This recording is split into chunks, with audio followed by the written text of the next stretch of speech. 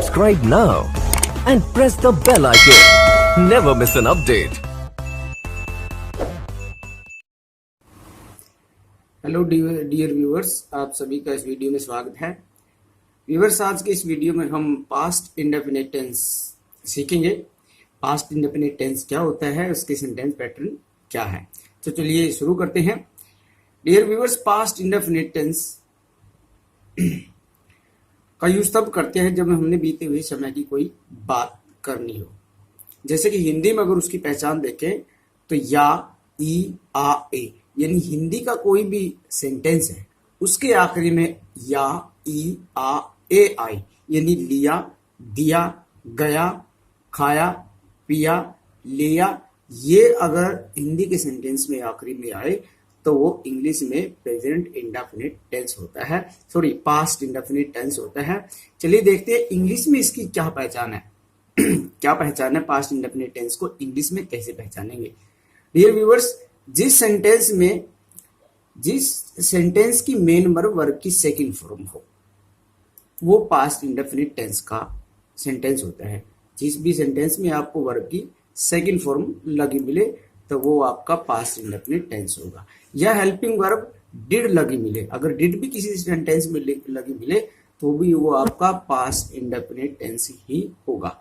Dear viewers, जैसे कि मैं हर टेंस में आपको बताता हूँ, ये देखिए यहाँ पे नोट लिखा है, किसी भी टेंस की पहचान करने के लिए हमें उस टेंस की मेन वर्ब और हेल्पिंग वर्ब की नॉलेज होना जरूरी है। केवल तभी आप किसी भी इंग्लिश सेंटेंस का मीनिंग समझ सकते हैं। अगर आपको किसी वर्ब और मेन वर्ब और हेल्पिंग वर्ब की नॉलेज नहीं है तो आप उसका मीनिंग क्लियरली कभी भी अंडरस्टैंड नहीं कर पाएंगे। इसलिए टेंस जरूरी होते हैं। टेंस सीखना इंग्लिश सीखने का एक बेस होता है। अगर आपको टेंस बहुत अच्छी तरह आते हैं तो इंग्लिश आना आपको बड़ा आसान हो जाएगा। चलिए आगे देखते हैं।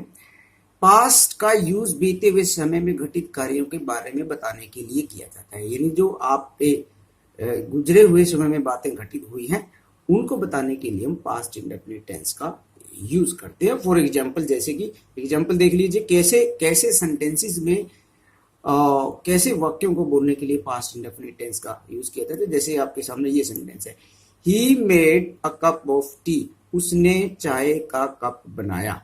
देखिए, he made a cup of T, उसने चाय का कप बनाया। देखिए आखिरी में यह आया है, बनाया, यानी बना चुका है, हो चुका है काम।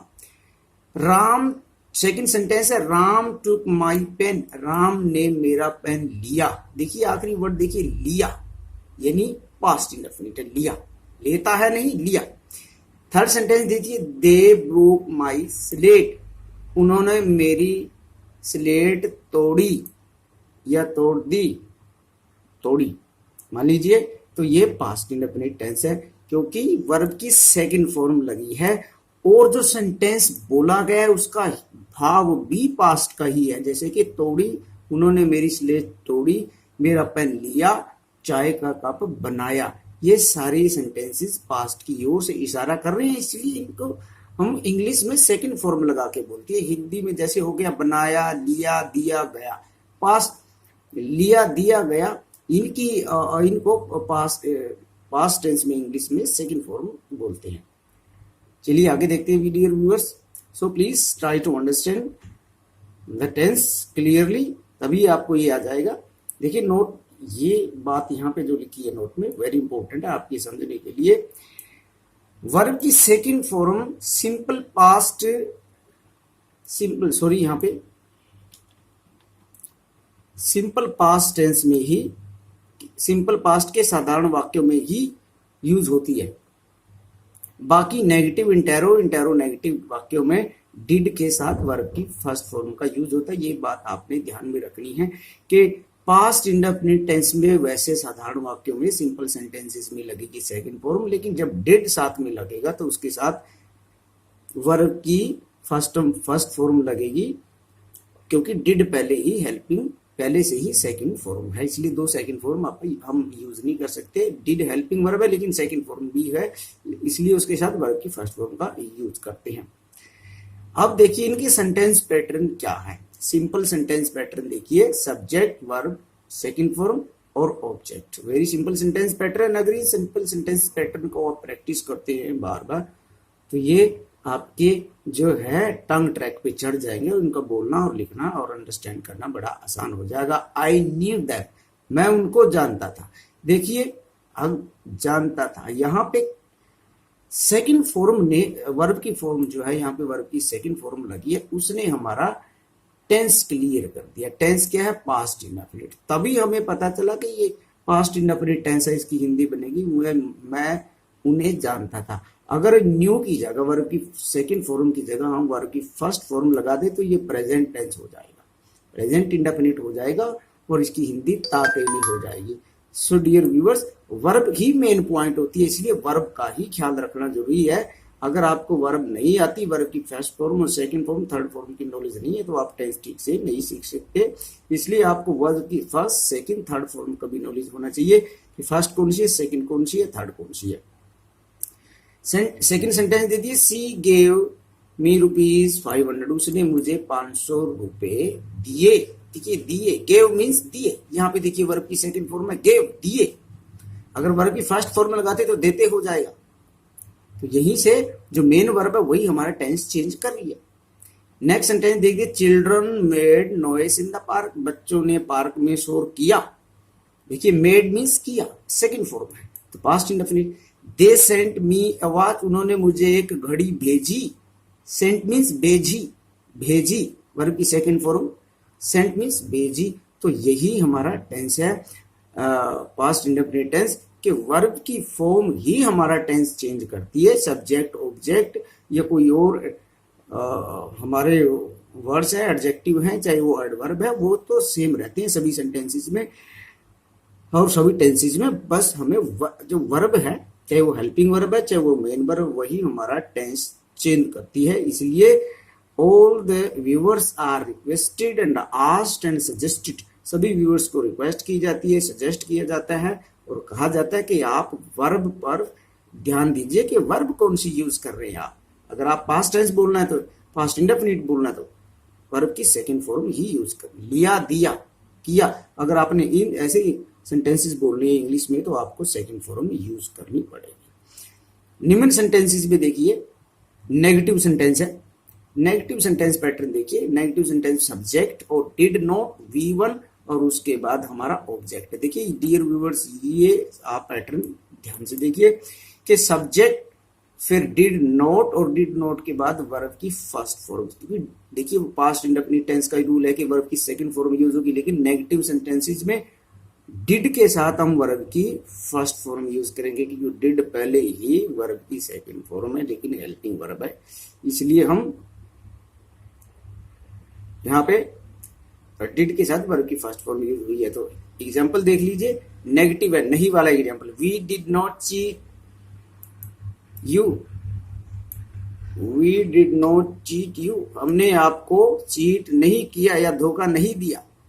देखिए नहीं दिया, हिंदी फिर वही है, टेंस तो हमारा वही है, नहीं दिया। We did not cheat you, did not, he did फिर नॉट और फिर वर्ब की फर्स्ट फॉर्म। नेक्स्ट सेंटेंस देखिए, she did not switch on the fan, उसने फैन स्विच ऑन नहीं किया, नेगेटिव है, नहीं किया। Ram did not shoot arrow, Ram ने तीर नहीं चलाया, तीर नहीं मारा। देखिए आप सेंस समझिए, सेकंड फॉर्म की है, नहीं किया, नहीं लिया, नहीं दिया।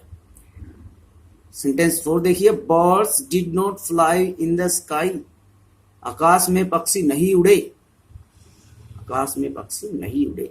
जब आपको डिड या वर्ब की सेकंड फॉर्म लगी मिले, it means this is past indefinite tense. तो ये पास्ट इंडेफिनिट टेंस होता है और उसके अकॉर्डिंग उसकी सेंस समझिए और उसको बोलने की कोशिश कीजिए।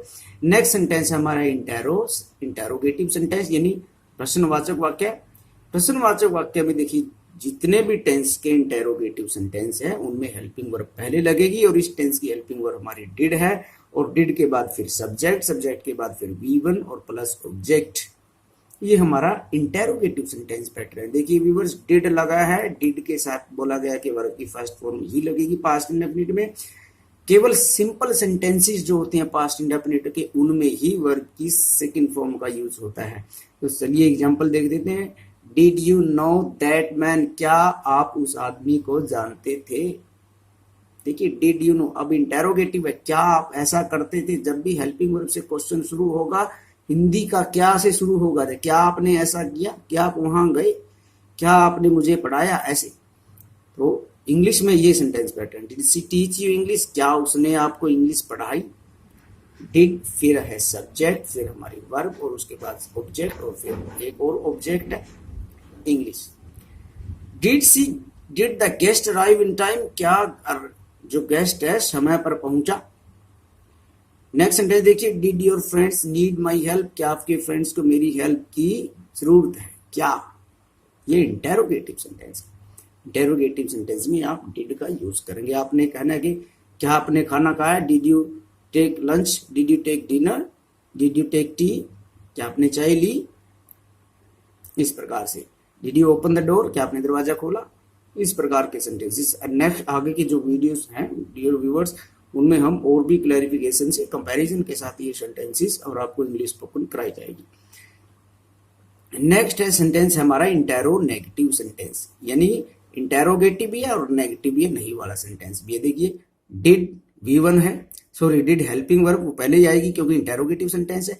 फिर सब्जेक्ट है, सब्जेक्ट के बाद हमारा देखिए नोट है, नोट के बाद वर्ब की फर्स्ट फॉर्म, फिर प्लस ऑब्जेक्ट है। इंटेरोगेटिव सेंटेंस है, डिड लगेगा और नेगेटिव है तो सब्जेक्ट के साथ सब्जेक्ट के बाद नोट लगेगा। ये हमारा इंटेरोनेगेटिव सेंटेंस पैटर्न है। पहले डिड, फिर सब्जेक्ट, फिर नोट, फिर V1 और फिर ऑब्जेक्ट का यूज किया गया है।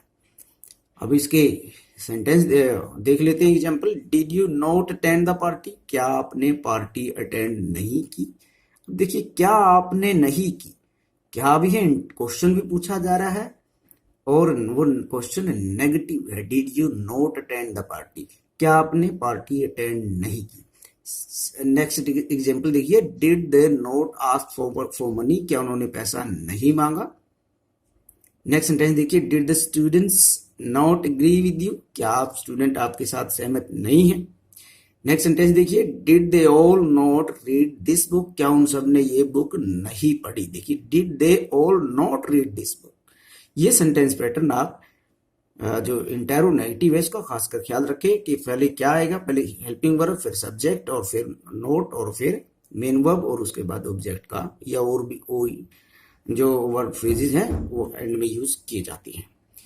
तो आगे है dear viewers question formation with WH words. WH words आपको पता ही है क्या होते हैं, what, where, why, how, who, whose, which, when, whom. हमने ऊपर जो इंटेरोगेटिव सेंटेंस बनाए थे वो हेल्पिंग वर्ब के साथ बनाए थे, लेकिन हेल्पिंग वर्ब का जो क्वेश्चन होता है, जब उसका क्वेश्चन होता है वो क्या से शुरू होता है और उसका आंसर यस या नो से शुरू होता है। जैसे did you not attend the party, तो यस हाँ मैंने पार्टी अटेंड की, no I didn't attend the party मैंने पार्टी अटेंड नहीं, मैंने पार्टी अटेंड नहीं की। तो ये इनका आंसर यस नो से शुरू होता है। लेकिन जो WH वर्ड के जो हमारे क्वेश्चन है उनका वो एक्सप्लेनेशन मांगते हैं किसी भी चीज की, जैसे आप कहाँ गए थे, क्या किया, ऐसे।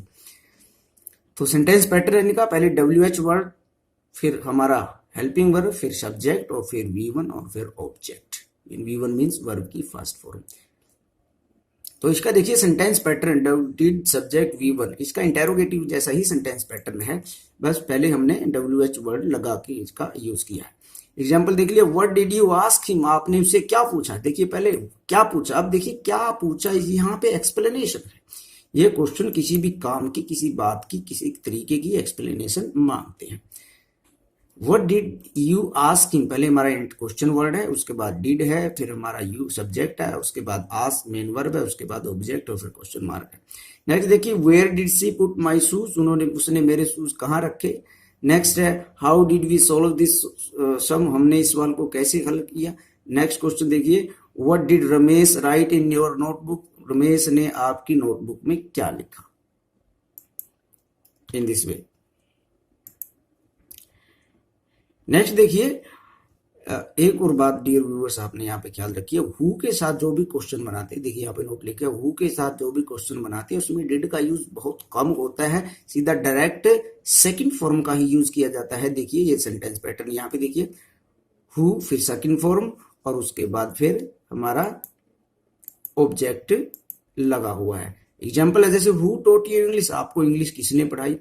हु स्टोल योर मनी, आपका पैसा किसने चुराया। Who helped you in this office, office में आपकी हेल्प किसने की। Who wanted to talk with you, आपसे बात कौन करना चाहता था। Who gave you this book, ये बुक आपको किसने दी। देखिए रेड कलर्स में जो वर्ड लिखे हैं इनको देखिए, पहले हु है इंटेरोगेटिव वर्ड, उसके बाद हमारा सेकंड फॉर्म है डायरेक्ट डिड नहीं। ऊपर के सेंटेंसेस में देखिए आप व्हाट वेयर के बाद डिड, फिर सब्जेक्ट और फिर ऑब्जेक्ट, सब्जेक्ट के बाद वर्ब लगी है, लेकिन यहाँ पे पहले सीधा ही क्वेश्चन वर्ड हमारा हु है, उसके बाद सेकंड फॉर्म लगी है। So dear viewers, this is the video for you. And आगे नेक्स्ट वीडियो में आपको ये वर्ब की सेकंड फॉर्म का यूज बताऊंगा कि किस किस तरीके से कैसी कंडीशन में कहां पर आपने रिटन में और स्पोकन में वर्ब की सेकंड फॉर्म का यूज करना है। तो be connected with me, please subscribe the channel and like the video to get more updates. Thank you very much and Jai Hind.